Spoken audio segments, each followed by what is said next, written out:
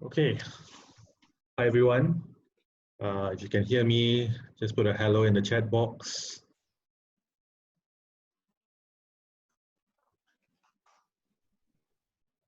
Okay, welcome to Digital Roundtable. Yeah, so this is our fourth, I would believe, fourth Digital Roundtable online, and it's good to have all of you here. We still have people coming in, and these are people who are here to learn about digital together and how it can help in digitalizing your business, right, for business growth.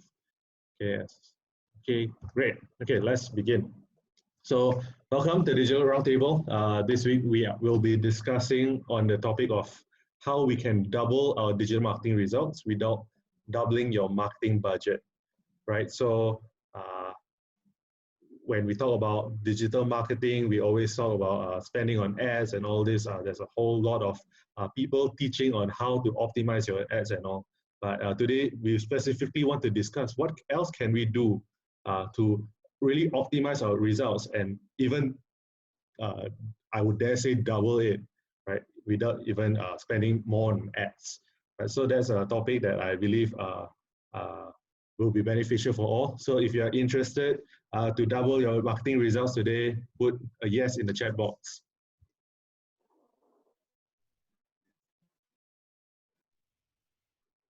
Okay, great. So as we begin today. So welcome to the Digital Roundtable again for those that just joined us. Digital Roundtable is a session that we normally have at KL Gateway Mall in Bangsa every Wednesday at 4 p.m.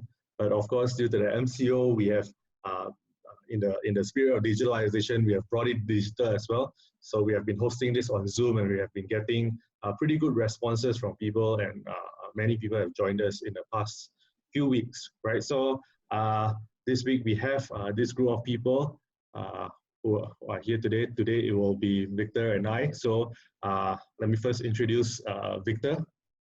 So Victor is the director of AXP. He's experienced in digital business models and scaling startups and SMEs. He has built and sold several digital businesses, and he was most recently involved with scaling the startups 99.co, which recently merged with iProperty, and is currently the CEO of Jobbie. So if you're not familiar with Jobbie, Jobbie is a peanut butter brand that is, I would say, 95% online, right? And he has scaled it very successfully online, even for a very non-digital product.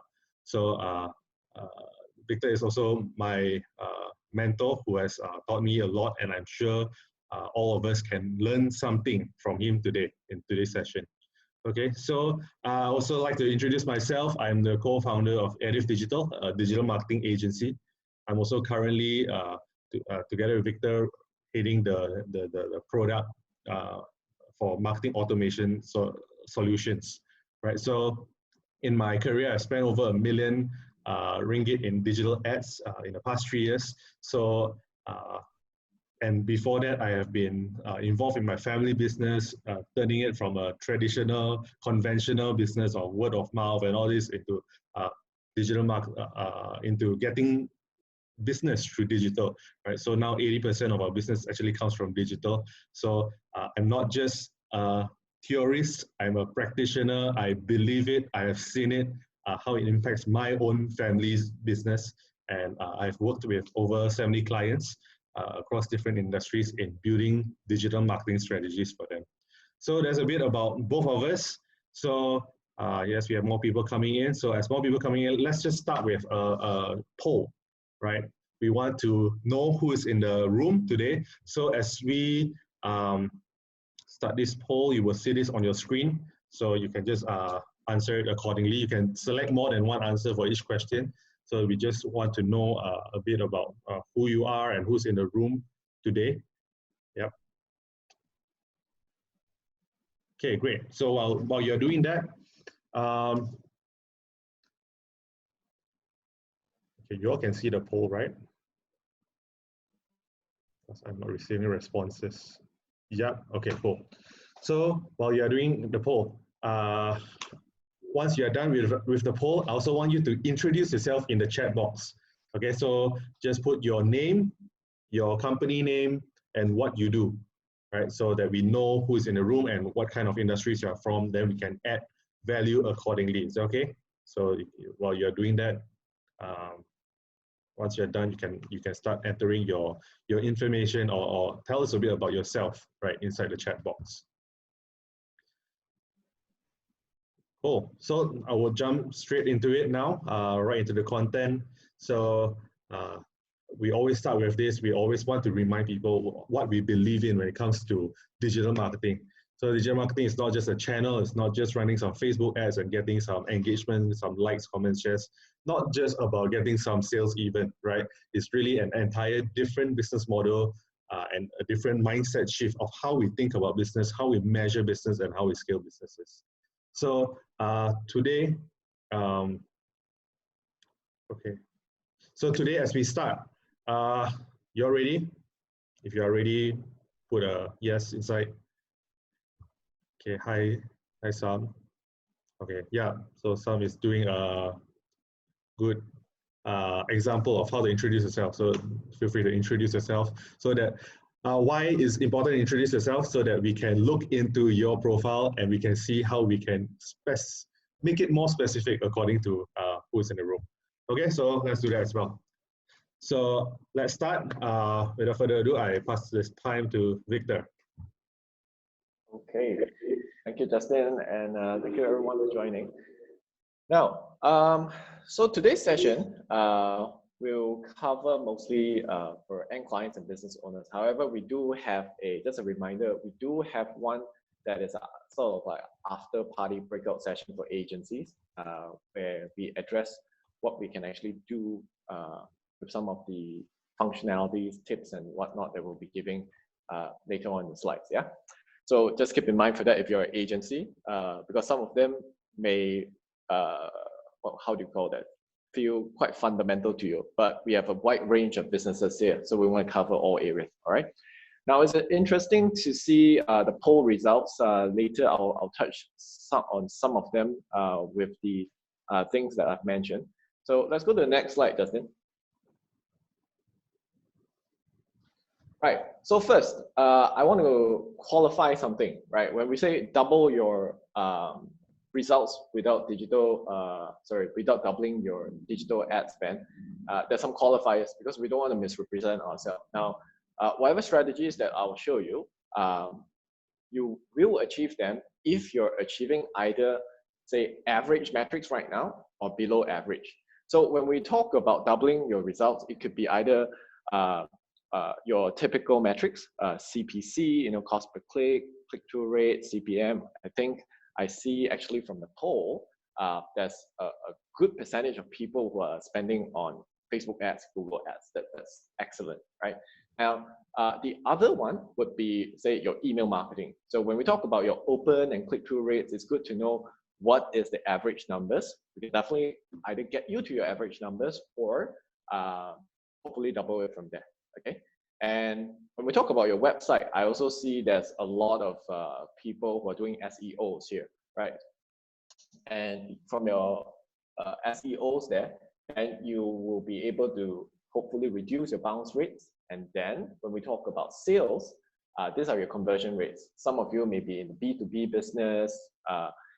We talk about getting your lead quality or sales qualification rates, closure rates up, okay?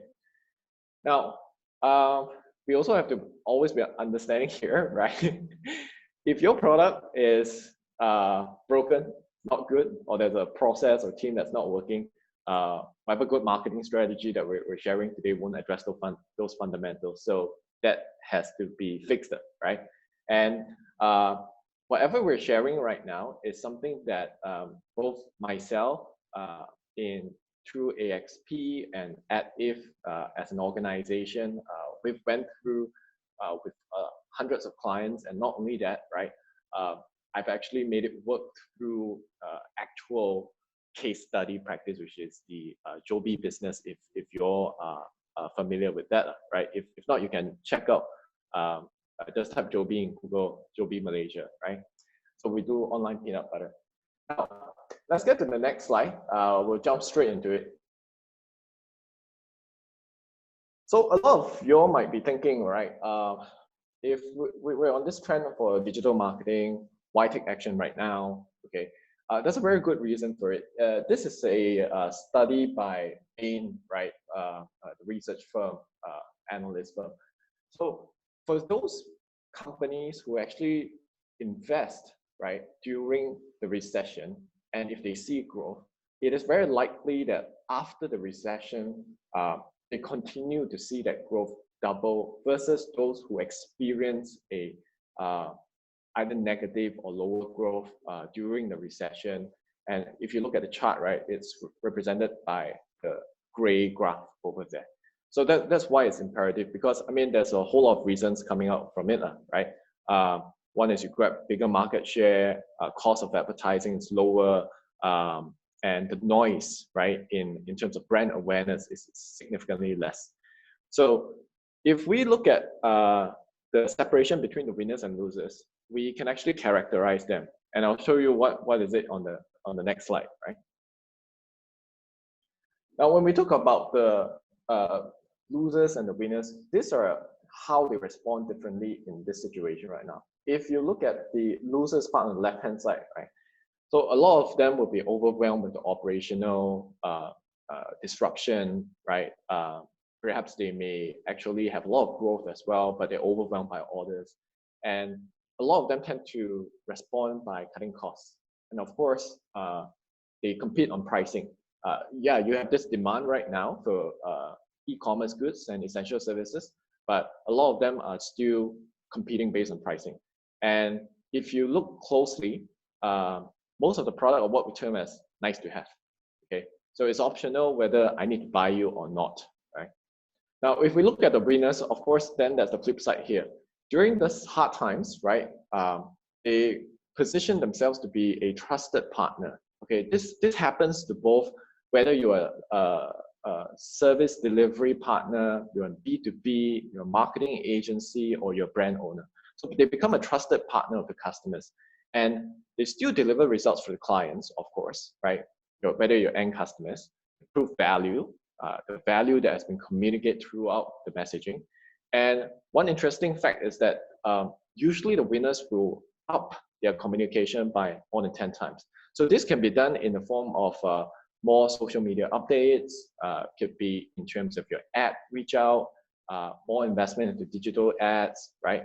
But we're talking about the fact that you don't have to actually double your marketing costs, right? So some of the strategies we'll share later. And of course, expanding the current existing relationships, and all of this positioning themselves to be a must-have product or service. So I thought it was important to understand a little bit why we need to take action now. If not, a lot of times we may say, okay, now it's not a very good time because I'm firefighting, I don't have the money, I'm not making the right investments, or I've got 10,000 other better things to do, right? So this is to justify a little bit on why it is very, very important to take action now, because it's like this small window of opportunity during sort of crisis or recession period. And then right after, you've got all this competition shooting up already. Okay, so now that we understand why, let's get to the meat of the product itself, right? Which is, what are the strategies that you can actually use today and have a key takeaway from this whole session? So we've got 5 things we want to share, right? And they are, firstly, you got to attract your leads, okay, or customers, right? We call it leads because they are termed as a potential customer. These are for people who are not in the B2B sector, right? Then secondly, right, you need to understand them, know your leads. When I say understand them, it's not just about, oh, I know their demographic or their names, right? We show you what else you need to find out. And then thirdly is prioritizing, right? Because once you understand, you get the people on board to your website or in your shop, you need to prioritize them. Not all or everyone is going to be your customer, correct? And of course, the fourth thing is that we will need to engage with them based on what they want, not what we want, right? As a brand owner or brand messaging. And lastly, a good follow-up. If I don't buy today, how do you ensure that follow-up is done automatically, you know, or more frequently for those who can't automate? Okay. So there are a few things. Let's step into the first one, attracting your leads. So when we talk about attracting your leads, right, we have to visualize our sales or customer journey as a funnel. Okay, this is an example from the Pixel.me website, right? You can go on and read more about marketing funnel. But the idea here is that as the customer progresses towards a sale, right, they go through certain stages. And this is just an example. You can create your own funnel. You have different stages. You may even focus on only the sales end. But it's important to know when you're trying to communicate where or exactly which sales funnel you're targeting. Now, in this example here, we've got some acronym like TOFU, right? TOFU is basically your top of the funnel. That's where your customers start, right? And then we've got the bottom of the funnel and the middle of the funnel, right? MOFU and BOFU over there, okay? So you can see different stages require different strategies to engage, right? Different kind of content. If we look at an example, if we see awareness, all right? If I don't know about your product or service, then there's a few ways to do it. And these are some examples that we want to outline that you can do yourself, right? You can write about blog articles. You can do online ads. You can do videos, infographics, branded ads, social media. But be very, very clear that those kind of content or what we call strategies, right, for the awareness cycle will not lead to an immediate sale. So that timeline of expectation is very important when you're doing this sort of content, right? Now, if we contrast it to say on the desire end, right, that's like the sort of turquoise blue color there, right, in the middle. So then we can see we do emails, demos, free trials, product videos, because they already understand your product and they're evaluating. So if they're evaluating, then you need to give tools for them to evaluate, okay? Now, so to summarize, the first step is actually quite easy, right? You just need to know which stage you're targeting and then what content, and you can take this example. Don't worry, we can, after this session, we can actually send you the slide in the follow-ups, right? But if you've got any questions, feel free to put it there. So just take note, right? Why we say attract your leads is basically, not only is it just advertisements we're talking about. When you attract your leads, the first time they see your ad already, what do you do in the next stage? So you have to know how you progress them through the sales stage. A lot of us, when we're doing the ads, why we need to spend more is because we are on the awareness or interest stage. So top of the funnel, right? And when we keep repeating the ads to them, I see from the poll there's a lot of people doing Facebook ads. So when we do Facebook ads, right, it's actually repeated to them. You know, maybe the one time they see it, second time, the third time, right? Then if you don't have anything to move them towards the sales stage, you're lucky that they can get to the action stage or the buying stage. If not, if you have a sort of process, structured process like this, then you can serve them different ads, okay? So you can say, hey, for those people who have seen the awareness ad, I don't display that anymore. I'm going to talk about the interest, or I'm going to tell how my product is different. And then how my product is different, I then move to pricing if they're very price sensitive, okay? So this is the first thing we wanted to share, right? Make sure you have the right content or the right stage to attract the leads in the right manner, okay? So that's the first one. Now, I'm sure the first one, you've looked at it and you're probably already doing it, right? Now, one last thing I want to mention is what we call the KISS principle. Basically, if you Google KISS, is basically keep it simple, stupid, right? So if you make sure that it's really easy to understand, because of the short attention span in digital, right? Something that can be understood within 30 seconds, at best, maximum less than a minute, then you stand a better chance of attracting them. So I don't think a lot of people who have problems here, because either you're going to spend a little bit more, or you just spend more time to do it through those different marketing channels that you're engaging them. Now, let's go to the second one. I think the second to the fifth one is things that most people do not do. So when we talk about knowing your leads, right?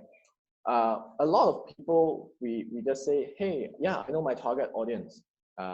Age, demographic, did they buy from me? Did they not buy from me? But do you actually understand your customer behavior? Which means, what are they looking at? What stage they are in? What have they interacted? So if we go to the next content here, Justin, please move. Yeah. This is the typical channels that usually your user will engage, right? You've got your website, you've got your forms, emails, PDFs, and videos. Now, the problem that a lot of people would face today is that this information is segregated. Now, it's actually okay. If it's segregated, right, what you just need to do is consolidate this information into one single profile, okay? So if you don't have a tool today, go and find that tool, right? But if you cannot afford or don't want to put in place a tool to help you consolidate this information, the least you could do, right, is export all this information out from your website, forms, email, PDFs, videos, right, into a single Excel table, and then refine it. So what do I mean by tracking your behavior? So let me show you an example of how it looks like, right? Okay, so in this example, now this is because we internally, we use a marketing automation tool for this. And I'm actually quite glad I see some of the polls actually indicate that there are a couple, but it's actually in a very minority of the entire audience here that has a marketing automation tool in place. So when we talk about understanding your behavior, is that if this example, if I look at Alice King, right, I actually know what email she has opened, what form, what's the online interaction. Now the idea here is not to sort of stop your customer, okay?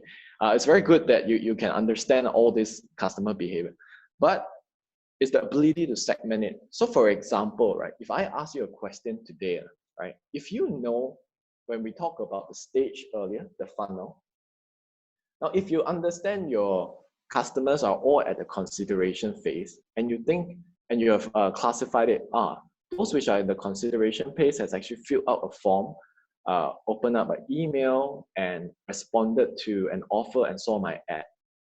Can you actually get a list of those potential customers today, right?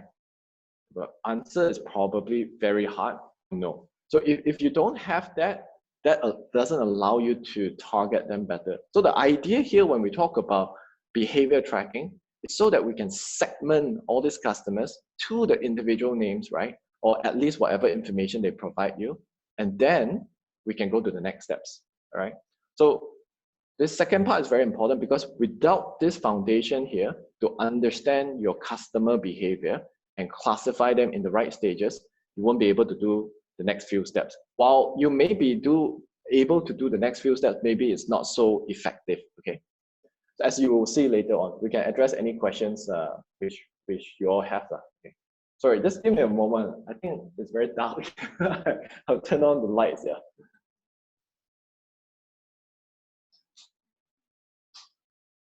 Okay, so while he said that, if you have questions, you all can throw in the chat box. Also, one thing I missed out, we always want to do this. Anytime you pick up on a good lesson or good learning takeaway, I want you to put an AHA, right? AHA, and then followed by what do you learn. So I'll start the first one. So for example, AHA, then one of the biggest reason why digital marketing is not working is because we focus on targeting and forgetting the rest. So that's my aha. So what's your aha? So share in the chat box as we go along this session.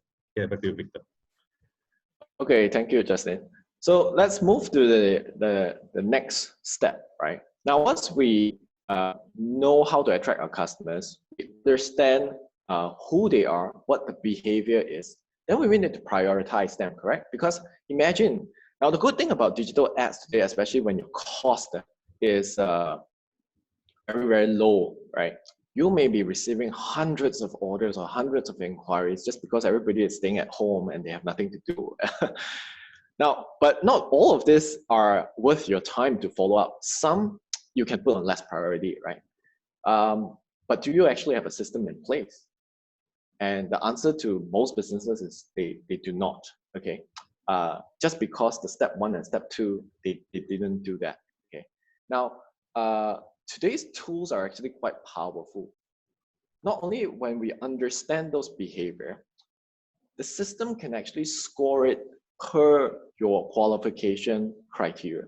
So in this example, if we see this screen example here, yep. You see I have a few contacts, right? Contact records. And next to the contact record, there is a lead score, a score, right? Now, what does that lead score mean? Basically, there are systems out there today, and there are free ones as well, okay? So not to worry. Now, once they track each behavior, they will assign a score. So for example, I can say, hey, for the people who have clicked on a specific web page on product X that I have, I'm going to assign them a score of 10.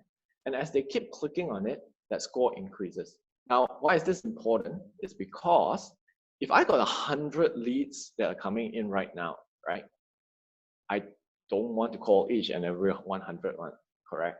I probably need to prioritize the hot leads first, then followed by what we call the warm leads, and then the cold leads. Yeah.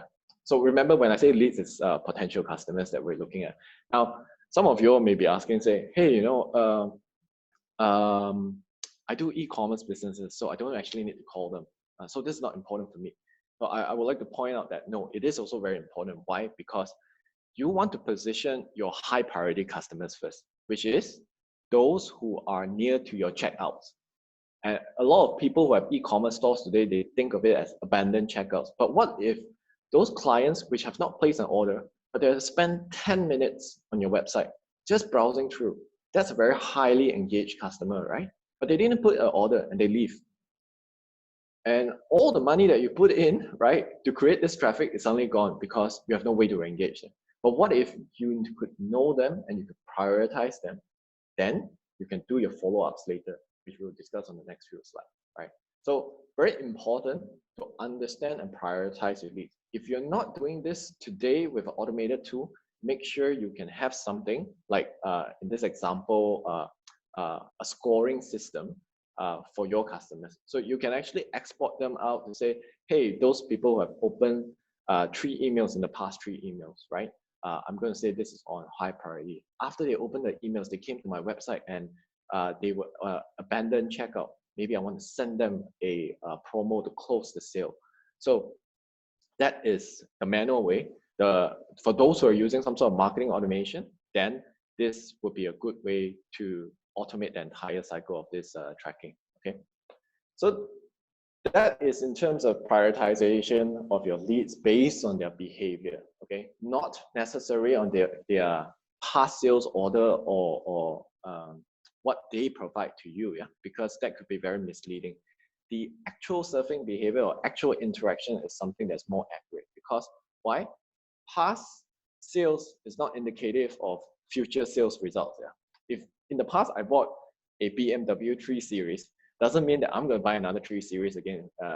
3 years down the road, my income level may have risen, my quality expectation level may have increased, and now I'm looking for BMW 5 instead of the BMW 3, right? So you got to understand your customer in real time and keep it updated, okay? So that's number 3. Now let's look at the next strategy that we can put in place. Now, once we understand and prioritize our customers, okay, good, but a lot of them would want to have a personalized discussion. I think we all want personalization, right? Because we feel special, we feel important. Now, but how do we do that? Because either one, in e-commerce, you can't really talk to your clients because they haven't given you information. Or two, there could be so many leads that you can't follow up, right? So there are tools outside today, and I'm also very happy to, you see, I keep referring to the polls, so I'm trying to make it as relevant to you all as possible. There is a very high percentage of you all which are using email marketing and landing page because excellent, right? If you're using ClickFunnels and all this, maybe you're more at advanced level. If you're not, this is something that's available in your tools today, okay, which you can go check it out. Now, what do I mean by personalization? Now, in terms of automation tools, right, you can actually personalize the landing page and the emails. I think for those who are using emails, you probably know something like this. It's what we call dynamic content. The dynamic content will actually change in accordance with the behavior that you set. So example, yeah, if I am doing this, sending out a general emailer, okay, BMW experience. Now, I will send to all of you all. Now, when I click the traditional way, okay, I'll tell you the difference between traditional and the new one, but let me tell you the current dynamic way first, which is, if, let's say Justin comes in and looks at this BMW experience, he clicks on this, and then, Justin, next, to show him what you're looking at, yeah. So if he demonstrates an interest of a 3 series, it could be by profile, you can segment the list and all, right? Could be by, I don't know, past purchase behavior or whatnot, then he gets shown a 3 series page when he comes to that landing page itself.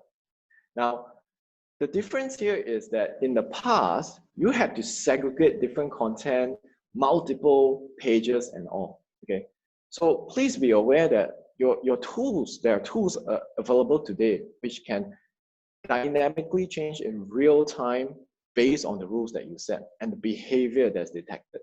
So now in this example, right, the traditional way to do it, okay, if you're not doing it, then you can put this in place, yeah, which is fine. It's just where you are at this stage, okay. The traditional way is I put 3 series and then 5 series, right? But the new way, the real way that you should do, which is less tedious, is actually when the same person, right, or sorry, a different person that exhibits a different behavior, they click on that same email, they click on the same URL, go on that same landing page, they are shown a different content immediately. So this is not 2 different landing pages. This is not 2 different emails that are being sent out to 2 different groups of lists. All of this is in one area. You just set the rules in the system, and based on the behavior itself, the system can determine who to show, when to show, and what to show. So everything is all single email, single landing page, but it changes in real time. So coming back to this example, I've got one email that just says BMW experience. Justin clicks on that email, he's brought to a landing page, right? Same URL, he's shown the 3 series first. But me, if I click on it, right, maybe due to my browsing behavior, my age profile and whatnot, I'm shown the 7 series sort of content first on the same landing page, same URL. Okay, this is all happening today. Yeah, if you look at your, you can test it out actually. If you go to AirAsia, right, your landing page or your first homepage actually changes according to your device behavior, your past purchase transactions also. Yeah. So just know that these are all doable today. If you are not doing it on an automated fashion, you can do it on a traditional method. Just make sure that you personalize your content to engage with them effectively. Okay, that's the key takeaway for number 4: personalization to engage with your leads. All right.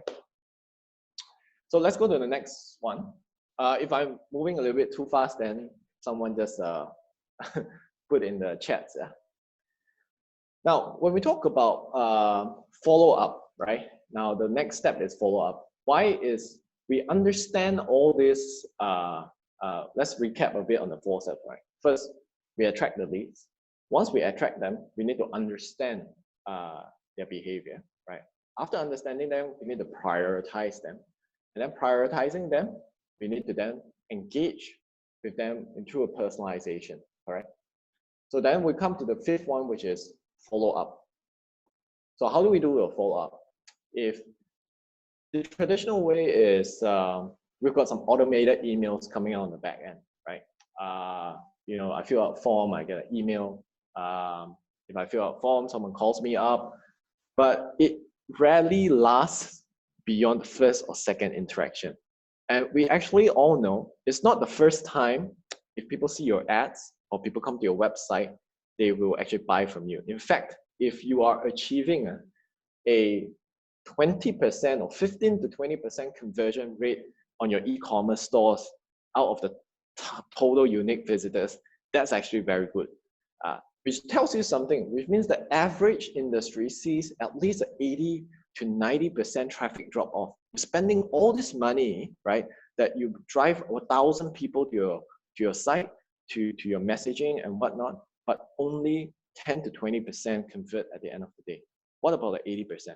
Now, the 80%, it's not that they don't want to buy, it's just not the right time yet. Remember the stage that we talk about? So we have to nurture them. And we nurture them typical, right? Because we are limited in resources and time. We nurture them only through the hot ones. Now, what about the medium and cold leads or customers that we're talking about? Now, what you need to do is put in a workflow. If you're using email tools today, right? If I look at, let me just look at the polls. For those who are using some marketing automation tool, excellent. You can actually, there's workflows built inside. Email marketing, a little bit, at least something is there, but try and enable it, right? Landing page builder, a bit limited. Okay. So what do I mean by nurturing follow-ups? Now, the best one is that if you don't have all multi-channel, what we call multiple channel reach outs, you can just focus on your single channel. So if you've got emails, then just do your email on your nurturing workflow there, just on emails, so get started somewhere. But this example, I'm just going to show you an example of what an ideal scenario could be, okay? So we start on the far left. A prospect or a potential customer submits a form, right, to the website. You can actually build in a workflow to say, wait 3 days. After waiting 3 days, check, did they download a brochure or not? If yes, send a thank you email. If no, send them a reminder email. Hey, you know, gotta get a brochure or gotta redeem your discount. And then you wait, ask the system to wait another 7 days, right? And then check again, did they visit the website or not? Put a follow-up email from there if they did visit the website and not visit the website. Now, it's very simple for me to say this workflow scenario, but if you look at it, right, this whole simple example already encompasses 3 to 4 different channels. I'll highlight to you. Yeah. So the first one is a form on your website, right? That is one channel. It's a form, incoming form. Second, if we look at the blue color download brochure diamond there, right? That is a media file that they download. So it's the second thing to track. And then third are the email notifications that go in between. And fourth is your website, right? You see the visit website diamond there, right? So in this just very simple 3-step nurturing process, you've already got 4 channels to manage, okay? So if you can, try and get a system to put in a multi-channel engagement and follow-up workflow that you can configure. Those people who are using, I think, ClickFunnels, CRM, I think MailChimp or some email, right?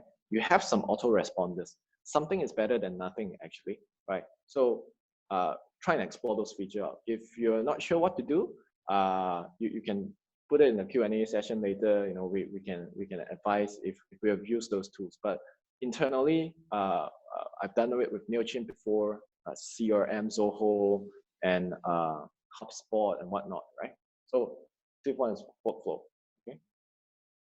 So let's go back to recap what we just touched on.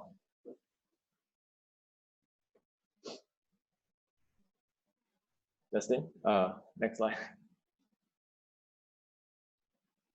Oh, sorry, I actually missed out on this. Yeah, I wanted to give an example of workflows because I do know a lot of people, as expected, in the polls, right? They still have email, and email is actually one of your gold mine that is very, very underutilized.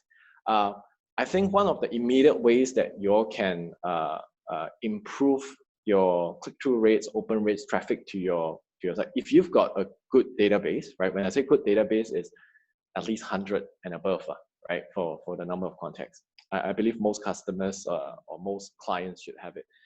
Now, every time you send out an email, there's a list of unopened subscribers. You can actually build it from your tool, right? To say create a list of people who have not opened your previous email. And then you can send them another email that's more in line with what they expect. Because maybe your first message doesn't get to them. You can refine that message. Don't do this too many times, right? Else you'll be treated as spam. Get it maybe to the third one. If the third one doesn't have, you should actually archive them to sort of archive list to try on a different marketing channel or marketing strategy. So unopened emails is one, right? If you go to the next slide,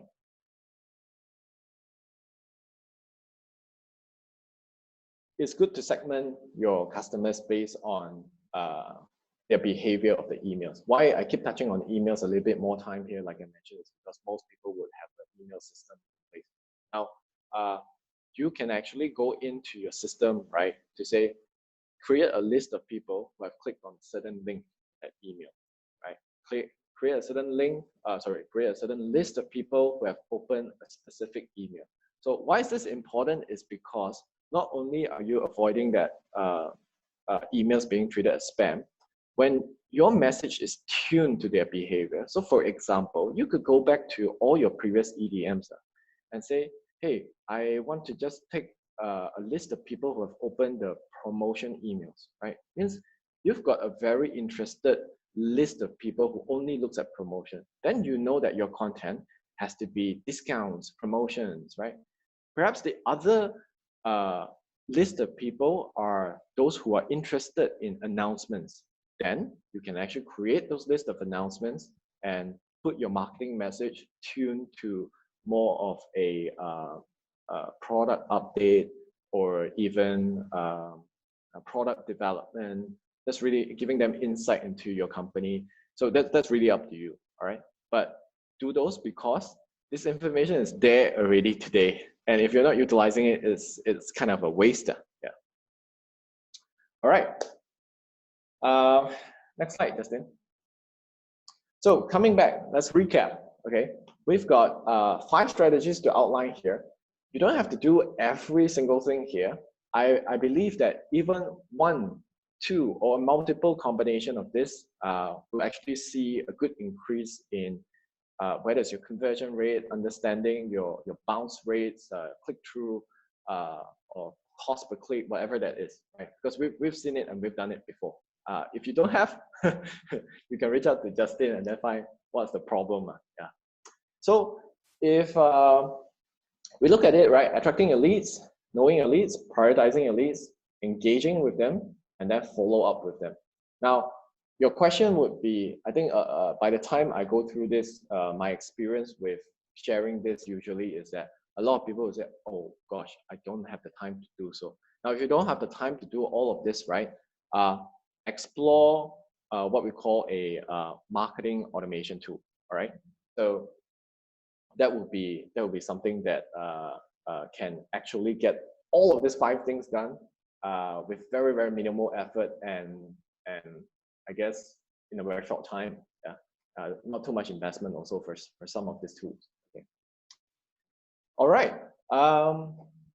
Looks like we've come to the end of this sharing session, right, on the 5 strategies. Now, maybe I'll leave it to Justin to see what's next on whether we need to do a case study or go into the Q&A. Justin?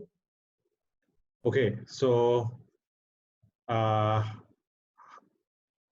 many of you would want to see this in a practical term, like a case study? If you're interested to see that, put a yes inside the chat box. They have spoken. Okay. Can you just bring up the ATE sure. slide? Cool. So that is all in theory, right?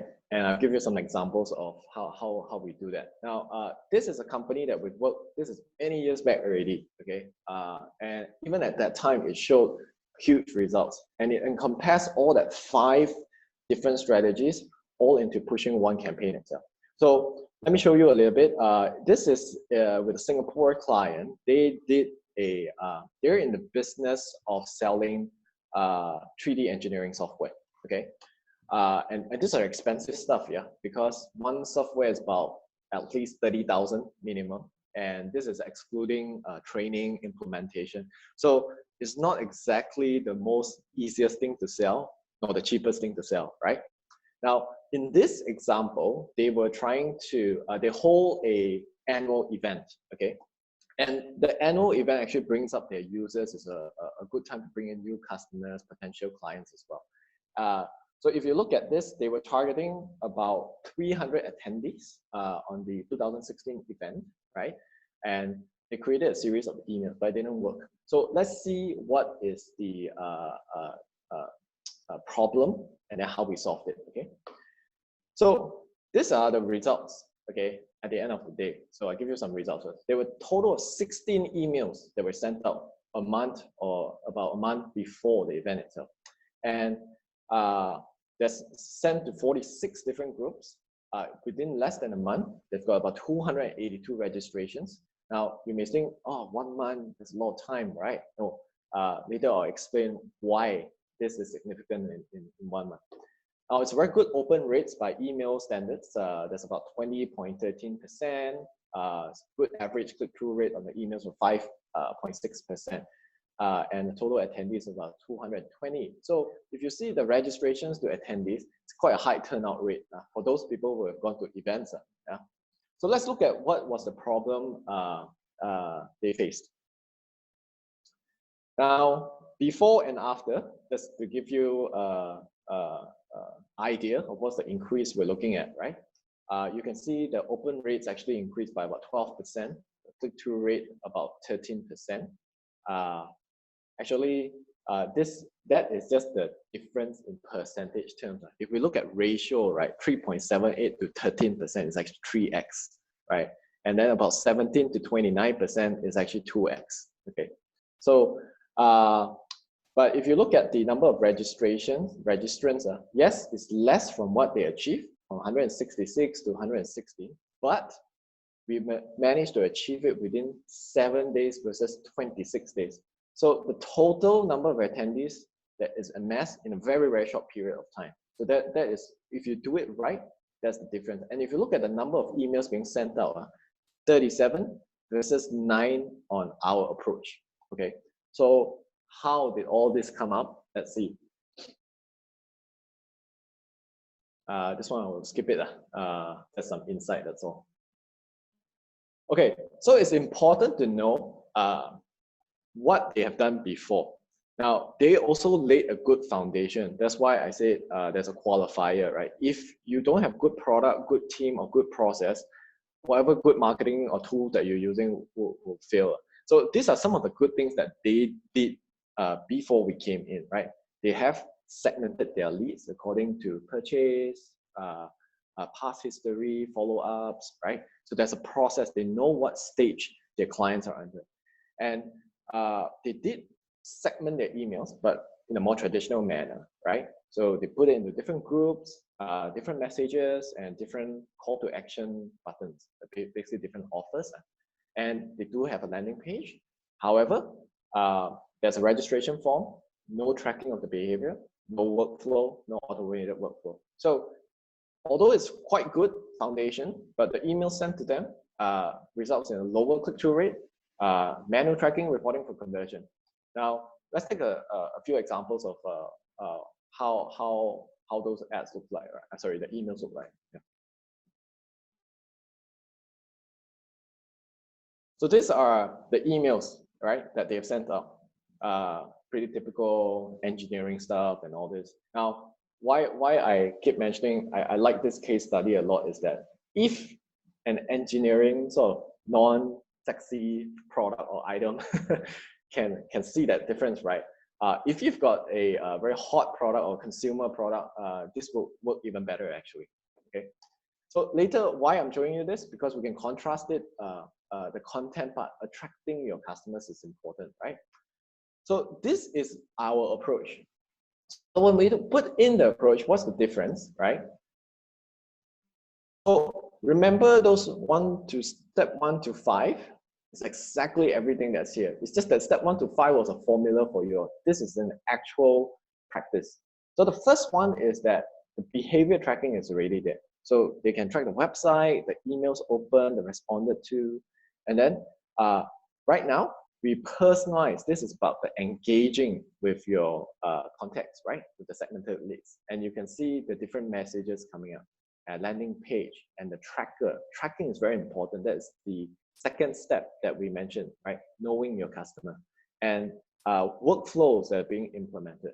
So all of this came with 2 to 3 times higher conversion rate compared to their older methodology, all right? So now let's see the actual stuff in action. Yeah, we know this is the 5 things, and let's go to each one of them. So in the first one, what we did was we redesigned the content. Okay, so if you see the image here, is the KISS principle: keep it simple, stupid, right? Previous, there's a lot of text, a lot of understanding, right? If I look at the event, I think it's very hard. So we try and make everything very simple here. A hero image saying, hey, learn from the best minds in engineering design, right? Immediately, I want to go. So you have to understand your customer, what they want, right? People come to these events, they want to learn. So say learn from the best minds, right? But okay, there's a lot of events. If I come, why do I need to go to an ATE event, right? And then we put it very simple there in three numbers. Say when you engage with ATE, this is like proving that we have the experience. We got 1,000 plus customers, 4,000 passionate users, 1,500 trainings. Then they say, oh yeah, I think they have that collected experience, right? So this is the first general email that we change, right? We know the customers and we personalize the messaging to them. Now this is a very general personalization because it's just the first email. So let's look at how the second one came by. Yeah. Okay, this is just actually scrolling down. Usually I don't go through this, but I think this can be some tidbits for you all. Yeah, basically why is when we talk about ATE as a service industry, you have other competitors. So then we figured that, hey, we need to highlight what makes them different, which is the people at the end of the day, their experiences in the work. And people want to learn from the best, right? And we have to show that we are working with the best. Then you've got see big names down there like Bosch, AMD, Pronoun. Okay, I mean these are big names in the engineering industry. So when people see this, their attentions will still be there, and then they will read more on this. So this is all about the first and second step, right? Attracting the customer and knowing your customer. So then we look at the next workflows that come up, right? Now, we talked about putting a workflow and registration. So this was very, very simple. I told you all that all of you all have emails, right? If you just segment it by these few tracks, you will see a lot of results, right? We separated them into just 3 tracks, you see. First track is we targeted people who have opened and registered the email. And then the second track is who opened and did not register, right? And the third one is obviously those that do not respond to the previous 2 emails that were sent. So in this just very simple example, you've got 3 sets of customer and 3 sets of customer journey to think about already. you may ask me, right? Wow, seems like a lot of work. Yes, you have to plan out your customer journey, because if you don't do this, then obviously you won't see that result, right? You cannot appeal to them. So I have to preempt that there is some planning work too, but a good planning work will give you very good results. We took almost about 1 week, to put out this flow, the content that matters, and then set up all with the necessary tools. Yeah. So let's look at this workflow in place, right? Now, for the first track, which is those people who have opened, registered, right? What is the purpose here? So we know that our customers already, we want to attract them, we need to personalize the content. So what kind of content? We need to ensure, the objective was to ensure a higher attendance rate. Now, how do we do that? Okay, let's see. So this was the content that we came out with.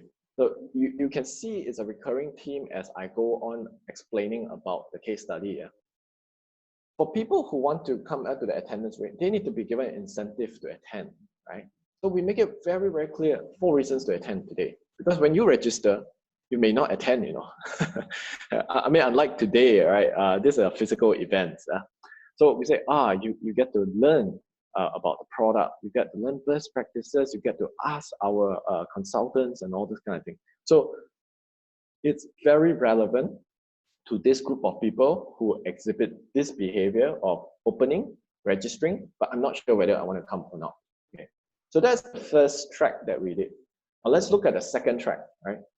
The second track is, what about those people who have opened the email but not registered anything? Okay, let's look at what this email, the third email, is about. Yeah. So very easy. If the third one, now this was the most successful email within the entire campaign, because if you look at it, it's very high, 69.5% open rate, 4% click-through rate, right? Why is it so? It's very simple, because we are able to, again, that recurring theme is we're able to understand the behavior that they have registered, they have opened the email, but not registered. So we have to tailor the content to make sure that they register. Now in this case is, I will put you as a VIP pass. You get a VIP pass if you register right now. And what do you need to do for a VIP pass? Very simple things that have no cost, actually. It's a bit small there, but if you see, if the VIP pass grants you 2 times chance of winning a GoPro camera, right? Just more registrations, that's all, right? One-on-one design, advisory services, you already need to speak with the customer. And complimentary pass to the Olympiad contest, they have a design engineering contest there. So everything is all centered around things that have no cost to it. It's how you structure it according to their behavior, what they want, all right? So this was the third email. And then let's look at the next track, right? Now, the last track is basically for those who have not opened and you're probably not interested. So these are so-called cold leads. We may or may not want them. So what do we do to attract these people, right? And let's look at the emails that are in action. So the first one is really, hey, put a time limit to it. And then we say, seats are running out, okay? And create that sense of urgency. And if this still doesn't work, then you rely on the age-old method, which is, next slide, Justin. Then you give out free stuff. Now, of course, these are lower quality customers, and it reflects by the results. If you can see, still very high open rate, 49.7%, right? But it's only a 3.1% click-through rate because it's not relevant to them, right? So again, if we go and look at the whole thing, next slide, right? Those were the results, right? I say 2, some more than 3x. And if we look at the entire step 1 to step 5, right? Those are everything put into practice. Why they can do all that is because first, they know their customers. They track their behavior, right? Second, you attract them with the right content. Sorry, I got those order wrong, but I'm basically reiterating those 5 steps, right?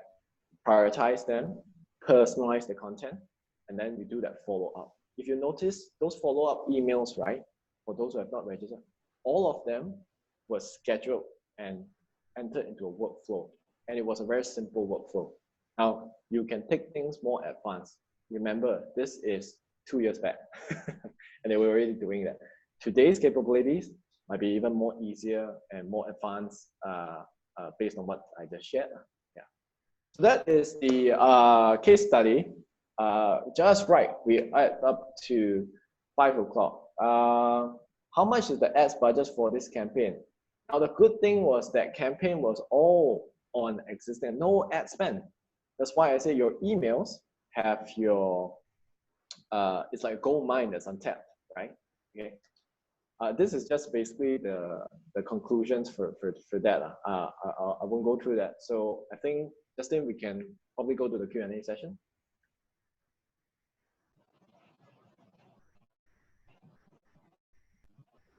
Okay, so thank you, Victor. Yes, before we jump to the Q&A, I just want us to put in one, okay, wait, hold on, let me copy these questions first. There are some questions here. Okay, so I want all of us to put in one aha, something that we learned today, put an aha, and then put your learning takeaway. So aha, and then something you learned. So something like that. Okay, so put it in the chat so that we can see what value we have added or what you have taken away, and you also help each other learn. So while you're doing that, just type it in before we jump into the Q&A. Okay, so I think my biggest aha was because we face many clients or many business owners, business leaders, right? And the biggest myth that I always hear is, my kind of business cannot. Digital marketing is not for my kind of business. My business, my products are too expensive, right? 30,000 software, 50,000 software, or like ERP solutions, you know, all these kind of things. Then they say digital marketing is not for me. But it's proven with a dry, boring product like an engineering software, digital marketing still works, right? It just takes the right strategy. On the flip side, there's also people who say, my products are too cheap. We're only selling like a 20-buck product. How much else can we spend on ads? Again, living proof, Victor runs Jobbie, 1 bottle only costs 20 plus, right? How do you make back that kind of money from Facebook ads? So all this is about tracking, about following up, about creating lifetime value, how to get them to rebuy again and again over the course of their lifetime as a customer. So that for me, digital marketing really works, I would say, for most businesses, as long as the same qualifier that Victor mentioned, you need to have a good product, right? You need to have a good product, and you need to have a good marketing strategy in place. If your product is not good, your business is not structured properly, no amount of savvy digital marketing will fix your business. So I think that's one of the very big aha to me. Okay, so let's jump into the questions. Okay, I got. So Justin, we just looked out for the time a bit because we have another breakout session for the agencies who are here. Yeah. Yes. Okay, so we will just take a few questions. I think some of these questions are linked. We'll break out. We'll end this Q&A by 5:20, so we'll just do a few questions. Okay, sure. Let's jump to the easiest one first. Related to the case study, how much was the ad budget for this campaign? Was there any, and or were they just engaging their database? And also, wait, let me turn the question up. And are there other tools to measure the opening rate and all this, or is it just this particular tool that can track conversion rates? Yeah. Right. Okay. So I actually replied on the chat. The good thing is, no, there was no ads dollars on this. If you've got a good existing customer database, I recommend you start from there. Okay, that is something that a lot of people always kind of overlook. Okay, so that's the first thing. In terms of other tools that can do this, well, depending on how much you want to track, if you want to track the entire different channel cycle that I've mentioned, right? Emails, websites, and all this kind of stuff. We do have a few tools, right? In fact, I think HubSpot is one of them, Eloqua. So I think Justin can share it in the click-through is also one of them. So Justin can share it in the chat later, right? You can also reach out to Justin for more information about these particular products. So those are multi-channel ones. If we're just looking about email, then any of the respectable email tools that are in the market that you're probably using can actually do that. You know, whether it's MailChimp, what else? ClickFunnels, I guess. Yeah. So all of them actually have at least 50% of that functionality which I mentioned. Cool. Okay, Justin. Any other question? Yes, let me answer that. Okay, cool. Let's go to another question. Is there any, it was one of the first questions, is there a better way to maximize our budget spend on ads and targeting to the potential customers? How can we tell if our ads are bringing back a good ROI? I think so. Right. It's a pretty wide question. I think let me narrow down according to. I think maybe you can take. Okay, sure. So let me rephrase the question. I think is when we spend on ads are becoming more and more expensive. How do we maximize our return on this, right? Back to the 5 strategies that we talk about. I think whenever we talk about running ads, it's always just step number 1. And people spend a lot of time trying to tweak their ads, tweak their targeting, tweak their lookalike, do retargeting, do more and more Facebook ads, go more and more Facebook costs. Or is Google ads better? Is what kind of ads better? And they complicate the whole ad process and forget about the fundamentals of marketing, which is how do you bring from someone who views your ad to become a customer? And it really flows down to what Victor shared at the top there, where it was about the funnel, right? When you attract your leads, how do we know them enough so that you can prioritize them enough, so that you can engage them enough, so that you can follow up with them enough? And once you get your funneling right, once you get your process of moving someone from a stranger to a customer, you really don't need that many leads. You just need to make sure they become of quality over time through nurturing, right? And then once you get that kind of ROI, once you are maximizing every dollar spent on ads, then it just makes sense to just keep scaling up your ad budget, because it will help you. You already have gotten your return on investment from your ads. Yeah, I agree with Justin on that. Basically, if you're spending at least, well, there's a metric usually. If you're spending at least 100 ringgit a day, and you're not getting any results, or the results that you want that are based on averages in the industry, there is a problem with your offer or copy, which you need to fix, rather than the ad platform or the targeting or whatever settings there is. So you can't fix the fundamental issue. Now, I think the other thing that I would probably point out to get a better cost efficiency is that this is because I just see a lot of people who are Facebook on the poll, right? Trying to explore this thing called lookalike audiences. So that actually utilizes your existing customers profile. That's why we say knowing your customers is important. And then Facebook will actually use this profile demographic to find exactly what they say, look-alike customers. So people will exhibit the same behavior, same purchasing cycle, same interests, and they'll display those ads. And usually you'll see a higher probability of success from those ads, from those targeting, rather than your non-related customers, I would put it. All right, Justin, let's go for the next question. Yeah. Okay, so this is from Elena. She asks, for individuals who just started the automated digital marketing process, or are starting on this whole marketing automation, or what's the best way to get started? What's the first step? Okay, I think this is specific marketing automation, right, Justin?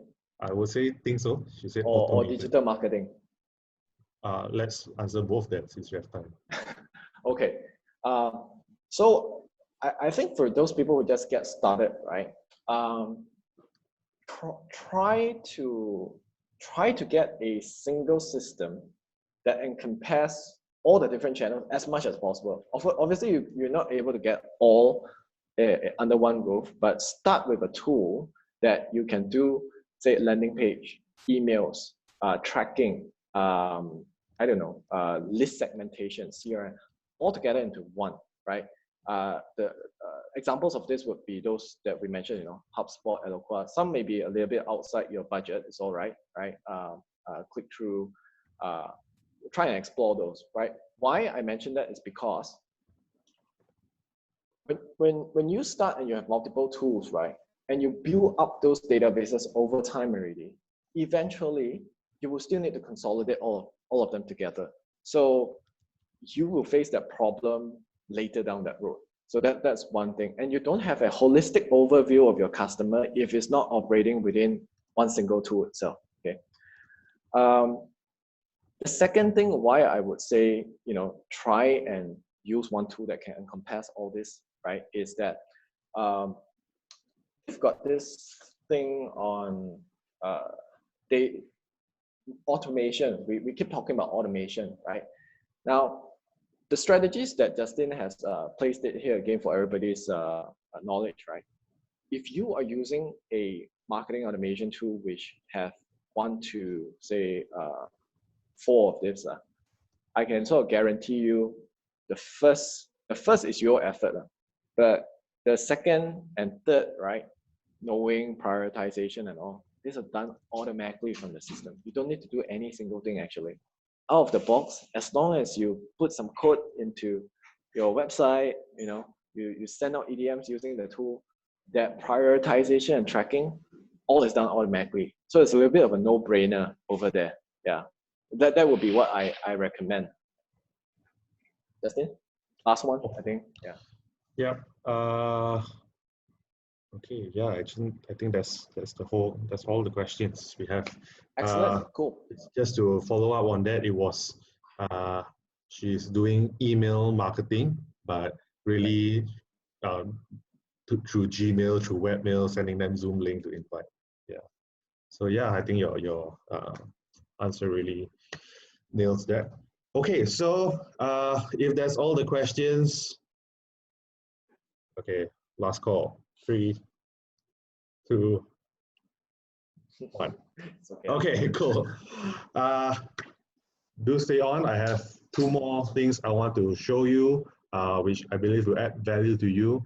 Okay, the first one is this. Let us add more value. So this is for you if you are running Facebook ads, Google ads, you know, your campaigns are becoming more expensive. You already have a website, but you're not generating the leads or sales you expected. Or if you are actually satisfied with your current digital marketing, you are spending on your ads and you're making a bit of money here and there, but you believe you can achieve better ROI. So we want to add value to you. You can scan the code, or you can type that link into the browser, right? We are giving you freebies, free stuff, right? If you like free stuff, you should totally check this out. So this is for you to get started in digital marketing, or if you are already investing in this, you can scale up even further, optimize even further according to the strategies that we have placed across hundreds of clients thus far. Okay, so you can do that now, or you can just take a picture with your phone camera first, screenshot this. I will move on in 3 seconds. 2, 1. Okay, next thing. We have our digital roundtable WhatsApp. This is a completely no spam WhatsApp. Okay, let's get to you, Alvin. This is a completely no spam WhatsApp because only admins can post. Over there, we want to post insights that we have. We want to post the updates on our digital roundtable. We want to post recordings of our past sessions and all this. So this WhatsApp is purely for us to add value to you. No spam, no sales, no advertisement promos, whatever. Okay, so no worry about that. So if you want to be part of that, this is our second group. Our first group is already full. If you want to join this, you can scan the QR code to join it, or you can click on the link, type the link into your browser. It's AXP, our company name, DRT, Digital Roundtable, WhatsApp, like WA2. Okay, so put this link in, or you scan a QR code, then you can get your access into the Digital Roundtable group. Oh, I've already seen some of you gone in. Okay, great. Victor, do you want to answer that one? Oh, I'm actually answering in the chat, so we can go on. Okay, so yeah, this is what we have, what we do on a weekly basis. So in case you want this, you can scan this again. Okay, let me wrap it up. So again, thank you, Victor. I think it was really insightful. Right after this, we are having our digital agency roundtable. So it's for agencies only. If you are part of an agency, a web development agency, a digital agency, a brand agency, like agencies that touch social media or digital, okay? We want to have a second session with you. It's going to be short. We are allocating 30 minutes for this. We want to just discuss a bit. I call us digital frontliners, right? Because while people are fighting against the health crisis, we here are helping business people fight against the financial crisis. And I believe digitalization is the tool that we are going to use to fight that financial crisis. So if you are a digital frontliner, right, I want us to stay back. We will do that at 5:20. Okay, so to everyone else, thank you for coming.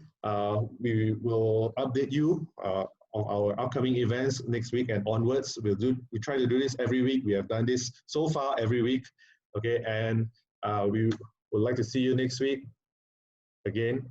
Right, check your emails, check your WhatsApp for further information. So thank you everyone for coming. Thank you, Victor, for sharing. We'll take a 2-minute break before we go to our agency roundtable. So for everyone who is not joining us at the agency roundtable, see you guys. I think, Justin, you have to make it clear they don't have to leave for the thing, right? Agency roundtable, you don't have to leave. You can stay here. We'll continue in this room. Okay, we'll start in 1 minute. I need a toilet break.